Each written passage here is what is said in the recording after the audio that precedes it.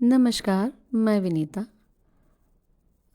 आज आपके समक्ष मैं एक छोटी सी बात रखना चाहती हूँ।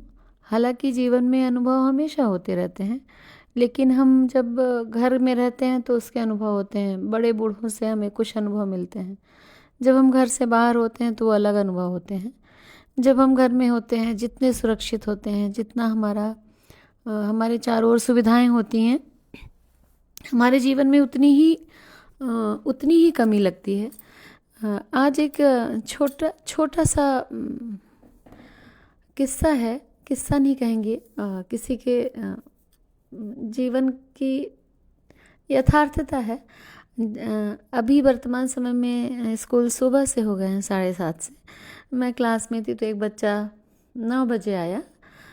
तो हमने उससे पूछा, मैं ज़्यादा झिड़क नहीं सकती बच्चों को, मुझे बच्चों से विशेष स्नेह है।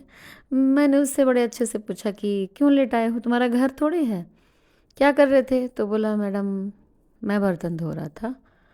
हमने बोला, कौन कौन है घर में? तो बच्चा कहता है, मेरी बहन है। उस 6वीं का बच्चा था, 3री पढ़ती है मैडम, और मेरे पापा काम में गए हैं, मम्मी नहीं है। और रोने लगा। तो जब हम ऐसी घटनाएं देखते हैं तो मन द्रवित हो जाता है कि हम कितने भाग्यशाली थे। हमारे बचपन में हमारे माँ थे, पिता थे, हमारा परिवार था। हम जहाँ हैं वर्तमान समय में, तो वहाँ भी हम जितनी सुविधाओं से घिरे रहते हैं, जब हम ऐसे बच्चों को देखते हैं, कोई भी हो, तो हृदय द्रवित हो जाता है। और फिर जो शब्द रहते हैं तो उसमें हमने उसको समझाया कि कोई बुरी बात नहीं है काम करना, लेकिन कुछ कुछ कहने के लिए था ही नहीं कि तुम जल्दी आओ, कि तुम अच्छा ड्रेस पहनो। पूछा, कुछ खा के आए हो? तो बच्चे ने बोला कि नहीं खाया हूँ। तो ये बहुत, और एक बच्चे की कहानी नहीं है। सरकारी स्कूलों के बच्चे 80% विघटित परिवारों के बच्चे हैं और बहुत दयनीय स्थिति में हैं। मैं समझती हूँ कि जिसके पास